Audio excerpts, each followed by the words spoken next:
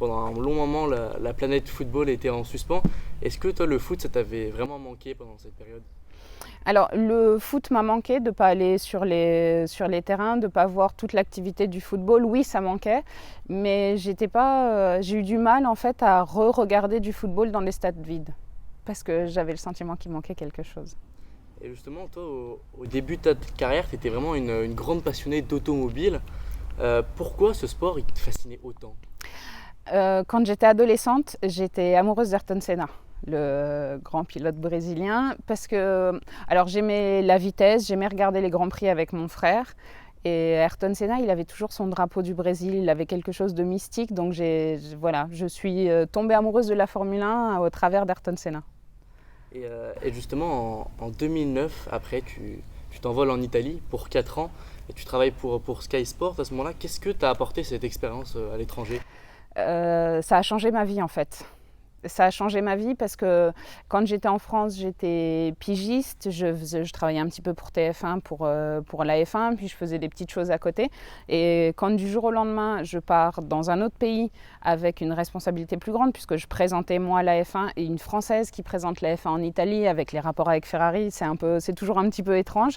Ça a été un changement de responsabilité. J'avais vraiment une responsabilité plus lourde sur mes épaules.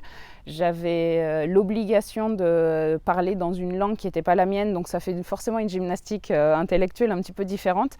Et on a malheureusement perdu les droits de la F1 au bout d'un an, mais comme j'avais fait un petit peu de football, Sky m'a dit on va te garder, mais on te garde sur le foot. Et c'était extrêmement formateur parce qu'il fallait que je me débrouille. J'allais très souvent sur les stades pour la Ligue des Champions toute seule, avec sans producteur, sans personne autour de moi. Et il fallait que je me débrouille pour tout. Et surtout, il fallait que je continue à travailler en italien, faire des interviews dans d'autres langues, les retraduire tout de suite en italien. Ça a été une belle gymnastique. Et surtout, c'est l'un des plus grands groupes au monde, Sky, donc on apprend très vite avec eux. Et après, justement, tu viens sur beIN Sport pour te consacrer uniquement au football. Qu'est-ce qui t'excite dans le sport à ce moment-là? Alors, j'avais envie de rentrer en France. Et beIN Sport avait 1 an et commençait à se structurer un petit peu plus. Donc forcément, quand ils m'ont appelé, j'ai dit oui avec plaisir. Parce que beIN Sport c'est un groupe mondial, encore une fois, après Sky. Et l'idée de faire du foot au quotidien dans ma langue sur le championnat de mon pays, ça me plaisait. Et ça me plaisait d'être au contact des gens, puisque j'allais faire beaucoup d'interviews, j'étais beaucoup sur les terrains, parfois trop, parce que quand on en est à 3 ou 4 matchs par semaine, on a intérêt à aimer ça. Mais c'était ultra formateur et surtout c'était excitant de passer d'un stade à l'autre, de rencontrer tous les acteurs du football. Parce que justement, tu as pu échanger avec de nombreux joueurs comme Mbappé, Neymar, Ronaldo. Quelle a été ta meilleure rencontre dans le football? Alors j'ai beaucoup d'affection pour Ronaldinho, que j'ai rencontré, quand il est arrivé en France, je parle portugais, il ne parlait pas français, donc j'ai accompagné à l'époque certains de mes collègues qui allaient faire des interviews, et c'est quelqu'un qui dégage, dans ses paroles, on sent toute la passion pour le foot, toute la passion pour le jeu, et pas du tout toute la passion pour tout ce qu'il y a autour du football, toute l'économie autour du football. Lui, c'est le jeu qu'il aime, c'est transmettre des émotions, et ça fait de lui un personnage vraiment particulier. Justement, est-ce que tu as une petite anecdote à nous raconter qui s'est passée avec un joueur, que ce soit pendant une interview Alors, j'avais de très bons rapports avec Zlatan Ibrahimovic, mais Zlatan est un personnage extrêmement particulier, c'est-à-dire qu'il cherche toujours à déstabiliser son interlocuteur juste avant l'interview. mettre un peu la pression Oui, voilà, pour voir si la personne en face de lui a un petit peu de répondant. We are too demanding with you and with the Paris Saint-Germain. Why? You're used to caviar now, no? You like to eat caviar. We actually we do. Et un jour, on avait eu plein de problèmes techniques. Je suis arrivée en courant derrière lui dans un couloir après un match. C'était quand le PSG fêtait son titre. Alors, je me souviens plus, c'était la dernière année de Zlatan Ibrahimovic. Et j'arrive essoufflée. Il venait de battre un record. Je crois que c'était un nombre de matchs. Et je me trompe en anglais, parce qu'évidemment, Zlatan ne voulait pas parler français. Je me trompe en anglais. J'inverse 2 chiffres en anglais. Et là, il me regarde, il me corrige et il rigole. Et je ne sais pas quelle mouche m'a piqué à ce moment-là. Je me suis énervée et je lui ai dit en français, d'accord, si c'est comme ça, eh ben, très bien, on va parler que français puisque vous ne voulez pas faire l'effort. Et je me suis complètement énervée. Et il est parti dans un immense éclat de rire. Et il comprenait le français, il ne le parlait pas, donc il a continué à me parler en anglais. Et je lui ai demandé s'il resterait au Paris Saint-Germain. Il m'a dit, je resterai à Paris si on remplace la Tour Eiffel par une statue de moi. I don't believe they can change the Eiffel for my statue, so... I guess they can't. Et l'intelligence de ce joueur, c'est qu'à ce moment-là, il sait très bien que la phrase qu'il vient de prononcer, elle va partir en mondovision. Et je sais que j'ai la faiblesse de penser que dans la façon dont il l'a fait, c'était un petit peu un cadeau après notre échange un peu sévère. Et c'était Zlatan, c'est un personnage vraiment exceptionnel. Et en interview, pour nous les journalistes, c'était un bonheur sans nom. Enfin, quand il voulait bien parler, quoi. Et justement, toi, tu parles 6 langues en plus du russe. C'est un réel atout pour toi, non? Alors, ça change beaucoup de choses parce que déjà, l'approche avec un joueur, elle est différente parce qu'on peut parler dans sa langue. Et on a beaucoup reproché à Marco Verratti, bon, alors pas la première année quand il est arrivé au Paris Saint-Germain. Moi, je suis arrivée, il était là depuis 1 an quand je suis rentrée en France, je pense. Mais bon, et forcément, j'étais à Sky. Sky, c'était la grosse chaîne en Italie. Donc, je les connaissais un petit peu tous, les joueurs du PSG, puisqu'ils venaient quasiment tous d'Italie. Et Marco Verratti refusait de parler une autre langue que l'italien avec moi. Et un jour, quelqu'un lui a fait la réflexion et il a expliqué, si je me trompe, le français, c'est plein de faux amis. Si je me trompe sur un mot, pendant 6 mois, on va se moquer de moi ou on va me reprocher de l'avoir fait. Et si je parle dans ma langue, je sais que je dis exactement ce que je pense. Après, s'il y a une erreur de traduction, c'est de sa faute. Et sinon, c'est quoi la prochaine langue Alors, j'ai essayé un petit peu l'arabe pendant le confinement, mais tout seul, c'est compliqué. Il me faudrait un professeur et surtout, il me faudrait quelque chose que je n'ai pas beaucoup, c'est le temps. Et justement, comment toi, tu as réussi à t'imposer dans ce milieu, sachant qu'il y a quelques années, quand tu as débuté, c'est vrai que c'était un peu plus réservé aux hommes. Alors, je pense que mon grand bouclier, c'est les langues, parce que on n'est pas nombreux à pouvoir s'exprimer dans plusieurs langues. Sur la F1, il y avait toujours une femme avec Denis Brognard sur TF1, donc c'était quelque chose d'un petit peu classique. Quand j'étais à l'équipe, il y avait des femmes aussi, puisque j'ai travaillé au journal L'équipe comme pigiste. Il y avait des femmes aussi, et quand je suis arrivée en Italie, il y avait beaucoup de femmes. Alors, c'est pas forcément les femmes bimbo en micro-jupe. Et à Sky, ils ont une conception anglo-saxonne de la télévision. Donc, il y a un peu le côté sexy italien, mais il y a quand même la rigueur. Donc, pour moi, c'était normal. Il y avait énormément de femmes en bord terrain en Italie. Et quand je suis rentrée en France, je me souviens d'être allée me présenter à Lévin Kurzava en lui disant « Bonjour, je suis Anne-Laure Bonnet et je vais faire le bord terrain en Ligue 1 cette année. » Et il y a eu un blanc, en fait.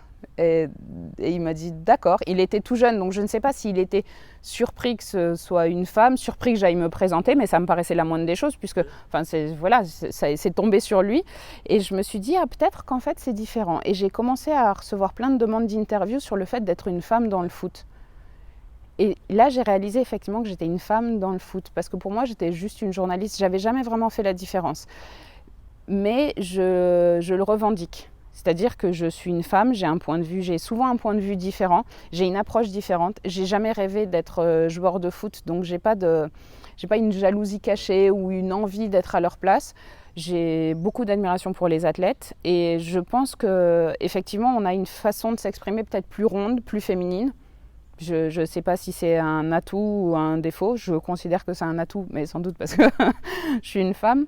Et je suis maintenant presque militante pour avoir plus de femmes sur les plateaux et plus de femmes qui parlent de sport, parce que quand on me dit « oui, mais t'as pas joué au foot », oui, mais en même temps, les gens qui ont couvert Armstrong sur la Lune, ils n'y étaient pas allés non plus. Hein. Donc ça, c'est quelque chose que je déteste entendre. T'as pas joué au foot? Oui, mais il y a des règles. C'est-à-dire que la règle du hors-jeu, il suffit de lire, elle est assez facile à comprendre. Donc c'est vraiment un combat que tu mènes. C'est quelque chose qui est important pour moi. Et j'encourage beaucoup les jeunes filles. Je sais que j'ai beaucoup de jeunes filles qui s'adressent à moi, qui me parlent, qui me racontent leurs expériences. Et c'est pas un combat pour prendre la place des hommes. C'est un combat pour avoir notre place à nous. Ouais, c'est ça. Parce que je suis ravie de faire des co-présentations avec un homme. J'aime bien, c'est toujours un duo, enfin c'est souvent un duo qui marche. Et c'est vraiment pas contre les hommes. C'est pas pour prendre la place des hommes. C'est juste considérer que c'est pas une petite part de gâteau qui doit être réservée aux femmes. C'est juste qu'on doit faire grossir le gâteau, comme ça tout le monde trouve sa place. C'est vrai que commentatrice, par exemple, il n'y a pas beaucoup de commentatrices aujourd'hui, surtout en France, plus en France. Est-ce que toi, c'est un métier qui pourrait te plaire? Alors c'est un métier très particulier, le commentaire. Et je m'y suis frottée sur les 24 heures du Mans il y a une dizaine d'années et je pense sincèrement que ce métier n'est pas fait pour moi. Je pense que j'ai été nullissime. Et encore, je pèse mes mots. Et c'est vraiment un métier qui est compliqué, le commentaire. Parce qu'au-delà de la connaissance du sport, il faut un rapport au récit qui est particulier. Moi, je préfère l'exercice de l'animation, je préfère l'exercice de l'interview plutôt que le commentaire de match. Après, le fait qu'il n'y ait pas beaucoup de femmes, parce que j'avais entendu un ancien confrère qui disait que les voix de femmes sont trop aiguës. Quand on entend la voix de certains hommes, ce n'est pas une question d'aigu ou pas d'aigu, c'est juste une question, je pense, culturelle. On n'a pas encore l'habitude qu'il y ait des femmes aux commentaires et du coup, sans doute que les femmes se privent il y a des femmes qui aimeraient sans doute ça et elles se privent de le faire parce qu'on n'en voit pas. La représentativité est importante. Si on voit une femme commentatrice, on va se dire « Ah, donc c'est possible, donc je vais pouvoir le faire ». Et j'aimerais bien qu'on y pense un peu plus. Et justement, toi, quel a été le déclic qui t'a donné envie de te lancer dans le journalisme un peu? Je vais pas dire que c'est par paresse, c'est par goût de l'écrit, puisque j'ai commencé en presse écrite. C'est le goût de l'écriture. J'ai commencé comme traductrice, parce que j'ai commencé un petit peu comme ça. Alors, c'était pas des petits boulots, c'était un vrai boulot, mais j'étais traductrice sur le site internet de Canal+. À l'époque où Internet, ça faisait encore bip bip, il fallait presque pédaler pour avoir Internet à la maison. C'était une expérience où je pouvais écrire, puisque c'était plus de l'interprétariat que de... Et j'ai commencé à écrire petit à petit. Pour le site qui m'a laissé de l'espace, c'était une vraie... À l'époque, on était des pionniers, quoi, parce qu'il n'y avait quasiment pas de site internet. On avait encore les gens regardaient encore le Minitel, donc c'était un petit peu compliqué. De là, je suis rentrée à l'équipe comme journaliste pigiste. Et quelque part, c'est devenu une évidence, en fait. La façon dont on raconte dans le journalisme, je ne suis pas éditorialiste. J'aime raconter, j'aime faire raconter par les acteurs et surtout j'aime raconter ce que je vois. Et j'ai découvert beaucoup de choses grâce au journalisme quand je suis arrivée en France. Quand je suis rentrée en France pour beIN Sport, j'ai fait le Tour d'Italie cycliste.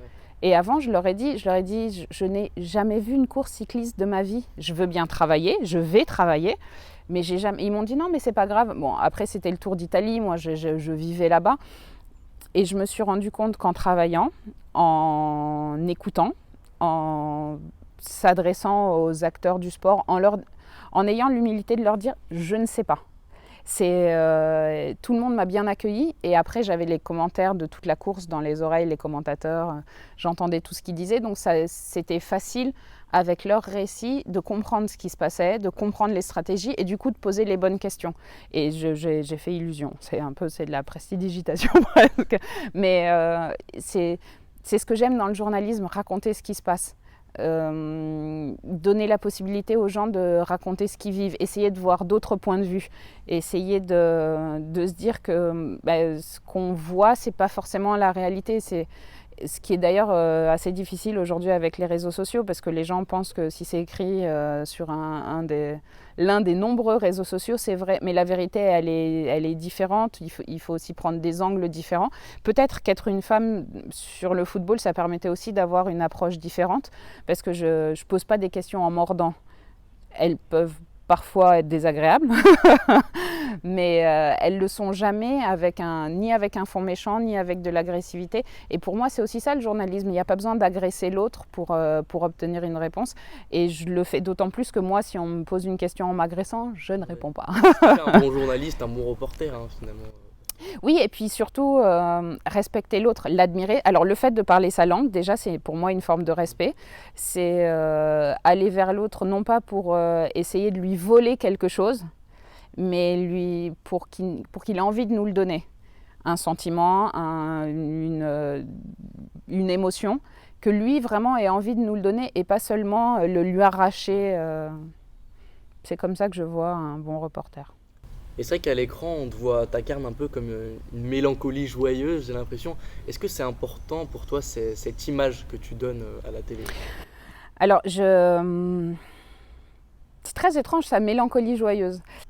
Et j'ai la faiblesse de penser que celle qu'on voit à la télé, c'est moi. C'est-à-dire que c'est déjà pas facile d'être moi-même. Alors si en plus il faut que j'invente un personnage, et parfois c'est... et sans doute que parfois je devrais avoir peut-être une image plus lisse, plus posée, où il faudrait que je rigole moins, ou je sais pas. Et j'y arrive pas en fait. Ce qui est important pour moi quand je suis à l'antenne, c'est le vocabulaire. Que tout le monde puisse comprendre le vocabulaire que j'utilise, quitte à utiliser parfois un vocabulaire un peu plus recherché, mais qui soit toujours intelligible, que tout le monde, tout type de public puisse comprendre. Je fais attention à ça, je fais attention à ne jamais dire quelque chose qui pourrait blesser. Mais une fois que la petite lumière rouge s'allume et qu'on est en direct, j'avoue que toute la bonne volonté que j'ai mise à préparer mon émission, elle s'enfuit et je pars souvent dans un éclat de rire. Justement, en tant que journaliste de terrain, pour toi, obtenir des réactions de joueurs qui sont sans langue de bois, est-ce que c'est le plus difficile finalement? Alors, c'est très difficile, surtout qu'à la fin d'un match, ils n'ont parfois pas de recul. Quand ils sortent de 90 minutes de match, ils ont pas l'analyse, elle n'est pas forcément juste. Il y a des joueurs qui sont très très bons pour ça. Je me souviens de Christophe Jallet qui avait toujours une analyse très juste de la situation. Il y a beaucoup de joueurs qui savent le faire, mais la plupart, ils sont... je me souviens d'un joueur, ils avaient fait un match absolument catastrophique. Je lui ai dit, et il m'a dit non, je suis pas d'accord, on aurait pu gagner. Ah non, là, monsieur, je sais pas comment vous le dire, mais je crois que vous auriez pas du tout pu gagner. Et du coup, pour essayer de ne pas avoir ce genre de réponse, il faut tourner les questions de façon naturelle. En fait, pas... alors la question, vous êtes content, vous n'êtes pas content, vous êtes content d'avoir gagné, non, en fait, j'aurais préféré perdre. On sait très bien que la réponse, elle va être stupide. Et parfois, il faut... Les titis, on m'a reproché d'avoir demandé à Adrien Rabiot, quand le PSG se fait éliminer de la Ligue des Champions, lui avoir dit, donc le PSG n'a toujours pas le niveau pour les quarts de finale. Est-ce que c'est cruel de dire qu'au constat de ces deux matchs, le Paris Saint-Germain n'a toujours pas le niveau pour les quarts de finale et demi-finale de la Ligue des Champions? Et en fait, j'ai le sentiment juste que j'exprimais ce que les gens pensaient. En fait, clairement, ils n'ont pas montré qu'ils avaient le niveau pour être en quart de finale. Et j'ai eu l'occasion d'en reparler avec lui et il me dit non, la question n'était pas choquante. C'est vrai, on n'a pas été à la hauteur.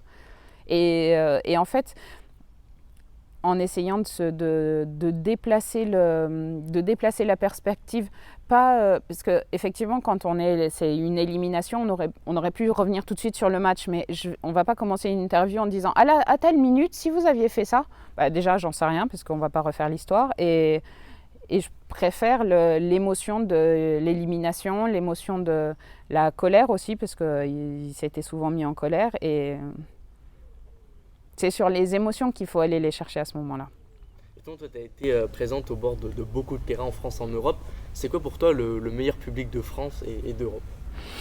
Alors, je vais fâcher beaucoup de monde, mais je dirais Saint-Étienne, Marseille, le Parc quand il y a des ultras, mais vraiment que quand il y a les ultras.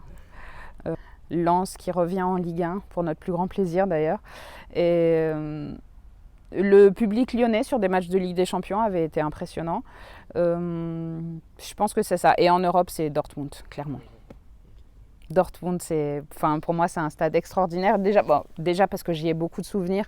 Pour la Coupe du Monde en 2006, la Coupe du Monde en Allemagne, il y avait des matchs du Brésil et c'était déjà extraordinaire. Et pourtant, il n'y avait pas le mur jaune. Mais après, j'ai un lien. C'était particulier, j'y ai vécu quelque chose d'un peu étrange avec l'attentat qu'il y avait eu contre le bus des joueurs de Dortmund. Et je sais pas, c'est un club que j'aime, c'est un stade qui est merveilleux. Voilà. Justement, comment t'as réagi à la situation à ce moment-là à Dortmund? Quand j'étais en F1, il y avait eu un accident, je crois que c'était au Grand Prix de Hongrie ou quelque chose comme ça. Et j'avais dit à l'antenne que le pilote allait bien, parce que j'étais allée au centre médical, l'attaché de presse nous avait dit non, il va bien, il finit les examens et il rentre à la maison. Et quand on a eu terminé l'émission, Denis Brognard m'a dit « Tu peux pas faire ça. Tu peux pas dire que le pilote va bien sans citer les sources. » Parce qu'il me dit « Si sa famille est devant la télé, tu dis qu'il va bien.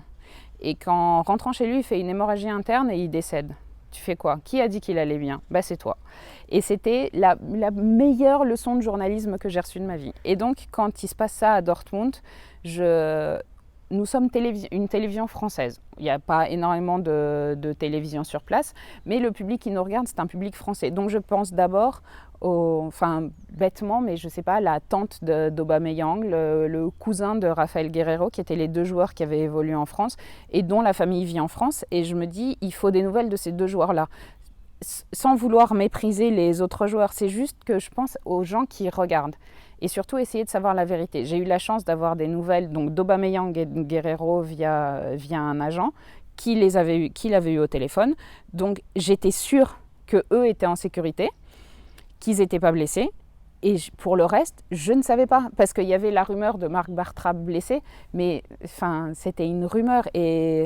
Et j'ai repensé à Denis Brognard à ce moment-là et je me suis dit, si je dis que Marc Bartra, effectivement, il est blessé au bras et qu'en fait, il est blessé à la tête ou à la cheville, je vais avoir l'air de quoi? Et surtout, c'est mentir aux gens. Je ne sais pas. Et je trouve que c'est plus simple de dire, là, je ne sais pas. Je n'ai pas les informations. Et je les ai cherchées, je vous jure que je les ai cherchées. Je courais partout, mais on n'en avait pas. Et ça ne sert à rien, en fait, de mentir. Juste, je trouve que c'est plus simple au fur et à mesure qu'on a eu des informations qui sont devenues officielles, là on peut le dire. Mais tant qu'on ne sait pas, on ne sait pas. Est-ce qu'il y a un joueur ou un coach en particulier qui vraiment en impose et qui t'a fait presque perdre tes moyens en interview? Arsène Wenger. Arsène Wenger, quand je faisais la première ligue, donc c'était en 2004 je crois, et aller interviewer Arsène Wenger. C'est tellement difficile. Je pesais tous mes mots. Je me disais non, mais il ne faut pas que je dise une bêtise parce que si je dis une bêtise, il va trouver que je suis ridicule. Et, ouais, et j'avais fini par le dire à certains joueurs d'Arsenal qui m'avaient dit on va lui répéter. Ah non, pitié, ne le faites pas. Et c'est parce que c'est une bible du football, parce que c'est quelqu'un déjà d'impressionnant physiquement. Il est grand et puis je pense sans doute qu'il y avait de l'admiration et que je ne voulais pas décevoir quelqu'un que j'admirais. Et des joueurs comme Ronaldo, Messi, ils sont comment en interview? Messi est glacial quand il veut bien parler. J'ai un souvenir où il me regardait dans les yeux jusqu'à ce que je baisse les yeux en fait. Non, c'est pas un combat là, c'est une interview. On n'est pas sur un ring, calme-toi. Et Cristiano Ronaldo, j'ai eu la chance de le rencontrer quand il est arrivé à Manchester, qui parlait pas encore anglais. Et donc, on a noué une relation d'amitié à ce moment-là, puisque je lui parlais en portugais. Il a l'habitude de se moquer de mon accent, parce que j'ai plus un accent brésilien quand je parle portugais. Et du coup, il est chambreur. Mais après, quand on est en interview, c'est un professionnel, il répond aux questions, il sait très bien ce qu'il fait, ce qu'il dit. Et c'est un grand pro, très grand pro. Et un grand monsieur, contrairement à ce que le marketing veut nous laisser croire parfois. Et est-ce qu'aujourd'hui, tu as un match en tête qui t'a vraiment fait vibrer, ou aujourd'hui tu te dis waouh, c'était ouf? Le 7-1 Brésil-Allemagne à la Coupe du Monde. Alors pour le coup, j'ai pas vibré, mais en fait, on se regardait tous dans le stade. Quand il y a eu 5-0, on était tous... Enfin, il se passait quelque chose. J'avais l'impression que le temps s'était arrêté, que c'était une mauvaise blague. Bon, allez, c'est bon, c'était l'entraînement, on va reprendre là. Et c'est... En plus, au Brésil, un stade qui s'éteint, qui se tait. C'était... Et puis les gens, tout le monde était abasourdi en fait. Et c'est un souvenir assez marquant. C'était un mauvais souvenir pour quelqu'un qui aime l'équipe du Brésil, mais c'était un souvenir... Mais même sportivement, c'était marquant parce que l'équipe du Brésil n'était pas brillantissime, mais on ne s'attendait quand même pas à un résultat comme ça. Et c'est vrai que tu as eu l'occasion justement de couvrir 3 Coupes du Monde. Comment on vit ces moments-là? On est hors du temps. Déjà, alors ça peut paraître ridicule, mais moi je me préparais, même physiquement, je savais qu'il fallait que j'arrive en forme, que j'arrive pas fatiguée, que j'arrive prête à porter le pied de la caméra, toutes ces choses-là. Je sais que c'est pas... On n'a pas l'impression que ça fait partie du travail de reporter, mais quand je pars couvrir une Coupe du Monde, on est deux, le JRI et moi, et il n'est pas question, quand on voit le poids d'une caméra, de laisser tout porter. Et c'est pas parce que je je suis toute coiffée et maquillée que je ne vais pas porter. Enfin, donc il faut être préparé physiquement parce que déjà on marche énormément pendant une Coupe du Monde. On est tout le temps en mouvement, tout le temps en train de courir après une image, après un sujet, après... il faut... après la préparation, c'est bizarre, mais la préparation sur le football en lui-même, on les connaît tellement les joueurs d'une Coupe du Monde. Les petites équipes, on travaille un peu plus, mais aller couvrir un Brésil-Allemagne, tous les joueurs, on les connaît. Enfin, on n'a pas besoin de... C'est plus difficile d'aller couvrir un match de Coupe de France où on ne connaît pas les joueurs, où on ne connaît pas les équipes, où on n'a rien à raconter sur eux parce qu'on ne sait pas. Donc il faudrait une préparation beaucoup plus importante qu'un match de Coupe du Monde. Après, c'est un marathon, une Coupe du Monde, c'est long. Et sinon, je ne sais pas si c'est officiel, hein, mais tu vas débuter l'année prochaine à Téléfoot, la nouvelle chaîne. Absolument. Ouais. Comment tu appréhendes cette nouvelle aventure? Alors j'ai des petits papillons dans le ventre. Donc, pour l'instant, avec beaucoup d'enthousiasme, parce que c'est une nouvelle aventure, parce qu'on va avoir comme responsabilité de montrer le meilleur de la Ligue 1. Donc c'est une vraie responsabilité de couvrir son championnat, le championnat de son pays, d'en montrer le meilleur, de donner le meilleur de soi pour ce championnat. À titre personnel, c'est aussi un défi puisque je vais animer une émission avec des consultants, ce que je n'ai pas fait en France, que j'ai fait en Italie mais pas en France. D'ailleurs c'est bizarre, je l'ai plus fait dans une langue étrangère que dans ma langue maternelle. Et puis, enfin voilà, c'est une nouvelle histoire, c'est un nouveau départ. J'ai 42 ans, donc voilà, c'est peut-être un tournant, quelque chose. Et moi, je suis ravie, je pense que l'équipe est belle et je nous souhaite le meilleur. Mais du fond du cœur, vraiment. Mais est-ce qu'on te reverra au bord du terrain ou Alors, je serai en plateau. Et donc on me verra moins au bord du terrain, mais je pense qu'on me verra dans les stades parce que sinon ça va manquer le terrain. Et est-ce que justement il te reste encore des rêves à réaliser ou pas? J'en ai tellement, j'en ai plein, mais j'aimerais raconter le football autrement. Alors évidemment pas sur un plateau avec des consultants, mais montrer plus la passion dénuée de toute la pression marketing. Ouais. Montrer qu'au fin fond de l'Afrique, les gamins ils sont fans de Messi ou fans de Ronaldo et qu'ils en ont rien à faire du marketing qui a été mis en place autour, mais juste parce qu'ils ont vu sur un téléphone ou sur un petit écran un geste de Ronaldo ou un geste de Messi. Enfin, la bicyclette de Ronaldo, j'imagine qu'il y a des enfants dans le monde, je sais, au fin fond de la Mongolie, du Ghana ou du Pérou qui ont essayé de faire cette bicyclette. Et j'ai envie de raconter ça, montrer que le foot, c'est... Alors effectivement, c'est une grosse économie, c'est beaucoup de sponsors, mais c'est aussi un formidable vecteur social. C'est un vecteur de paix. J'ai travaillé avec des ONG qui utilisent le football justement comme vecteur de paix pour découvrir l'autre. Je pense notamment à un camp à la frontière, en Jordanie, à la frontière syrienne, où ils ont fait faire des matchs de foot à des femmes. Donc il y avait des femmes syriennes qui étaient dans le camp. Il y avait des femmes jordaniennes qui aidaient dans le camp. Donc du coup, c'est des gens qui, a priori, ne se rencontraient pas et à ce moment-là se retrouvaient à jouer au foot et puis qui se rendaient compte, ah mais oui, mais en fait on est pareil, mais oui, vous êtes pareil. Et quand on est en short et en crampon ou en train de faire une activité sportive, il n'y a plus de distanciation, il n'y a plus de différence sociale, il n'y a plus de poids de qui fait quoi dans la vie, qui est quoi, et c'est juste l'envie de gagner, l'envie de faire des beaux gestes, l'envie de marquer des buts. Le football est très fort pour ça, puisque c'est un sport extrêmement populaire, et c'est plus vers là que j'aurais envie c'est plus ça mon rêve, de montrer que faut vraiment que les gens, alors au-delà du foot, du sport, parce que c'est la clé d'une société qui s'entend bien. D'accord. Et j'ai vu que sur Instagram, tu étais suivi par Kylian Mbappé. Qu'est-ce que tu penses de joueur phénoménal et c'est quoi la relation que tu entretiens avec lui? Alors Kylian, c'est un homme particulier. C'est un génie dans un corps de footballeur. Il va vite dans sa tête. Presque aussi vite que sur un terrain, peut-être même plus vite que sur un terrain. J'ai été impressionnée là, récemment sur ces dernières années, la vitesse à laquelle il a appris l'anglais par exemple. Et je me dis, vu comme moi j'ai eu du mal petite, ça m'énerve un peu. Il enregistre très vite les informations, il analyse très vite les situations, il sait les corriger quand il fait des erreurs, parce qu'il y a forcément, comme tout le monde, il a fait des erreurs. Et après, en tant que joueur, il vit football, en fait. Il respire football. C'est sa passion, mais c'est pas un mot galvaudé pour lui, la passion du football. C'est vraiment, c'est ce qui le fait avancer. Et c'est un individu dans le collectif.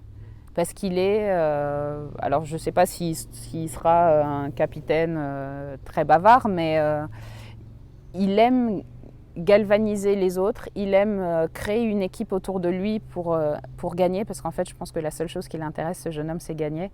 Et ça me rappelle de très loin Ayrton Senna qui avait ce côté tout pour gagner. Alors pas en étant malhonnête, hein, mais tout pour gagner. D'accord. Et justement, avec ton expérience aujourd'hui, quel conseil tu donnerais à un jeune qui voudrait devenir journaliste mais qui ne sait pas trop comment s'y prendre? Alors déjà de laisser son maillot de supporter à la maison, parce que quand on est fan, on manque parfois de recul sur certaines situations. On a le droit d'être supporter. Je pense qu'on a tous une équipe de cœur ou une équipe qu'on apprécie et ça ne dérange pas. Et j'ai beaucoup d'admiration pour notamment Grégoire Margoton qui peut commenter n'importe quel match, n'importe quel Lyon-Saint-Etienne sans rien nous faire sentir. Milieu, il est parti ce corner avec l'énorme tête de Moustapha Bayansal. Et ils sont nombreux d'ailleurs, les journalistes dont on connaît le club de cœur et qui, à l'antenne, sont absolument parfaits dans leur rôle. Et donc il faut oublier le côté supporter et aimer nos interlocuteurs. Enfin, les respecter. C'est des êtres humains. Et j'ai fait une interview avec Keylor Navas pendant le confinement et il donnait comme conseil à une jeune journaliste, il lui a dit « Tu peux tout dire ». C'était une jeune fille qui faisait des études de journalisme et qui rêvait donc d'être journaliste dans le sport. Et il lui dit, tu peux tout dire. On fait des erreurs, parfois on fait des matchs, on est nul. N'oublie jamais que derrière le joueur, il y a une famille. Donc tout ce que tu dis sur le fait que j'ai été nul à un match, tu as le droit. Si j'ai été nul, j'ai été nul. Mais ne dis pas que je suis un homme nul. Parce que c'est pas parce que j'ai raté un match que je suis une mauvaise personne. Et je pense qu'il ne faut pas l'oublier, ça. Il ne s'agit pas du tout d'être que gentil ou d'être que dans le côté bisounours d'un personnage, mais il ne faut jamais oublier qu'effectivement, un personnage, il a plusieurs facettes et il a surtout une vie autour. Que quelqu'un loupe son match, ça arrive. On parlait de Kylian Mbappé, quand il loupe un match, c'est le premier à s'en rendre compte, on n'a vraiment pas besoin de lui dire. Je pense qu'il le voit tout seul. Aujourd'hui, voilà, on a joué comme des débutants. Mais on a quand même le droit de le dire, que ce match-là a été loupé. Ça ne veut pas dire que c'est un mauvais joueur. Ça veut juste dire que ce jour-là, il n'était pas bien. Et surtout se souvenir qu'il y a des jours où on est très mauvais, nous aussi, en interview. Tu préfères être interviewé ou faire une interview? Ah non, je préfère faire une interview. Je préférerais être à ta place qu'à la mienne. Mais c'est aussi ça. Il y a des jours où on n'est pas bon. Il faut s'en souvenir qu'on n'est pas au-dessus, on n'est pas... et ne pas abandonner. Parce que j'ai eu des années comme journaliste pigiste où c'était vraiment difficile. Et je me dis que je n'ai pas abandonné, j'ai plutôt bien fait parce que j'aime bien ce que je fais maintenant. Merci beaucoup. Avec grand plaisir. Merci beaucoup. Elle était vraiment bien préparée, cette interview. T'as bossé, dis donc.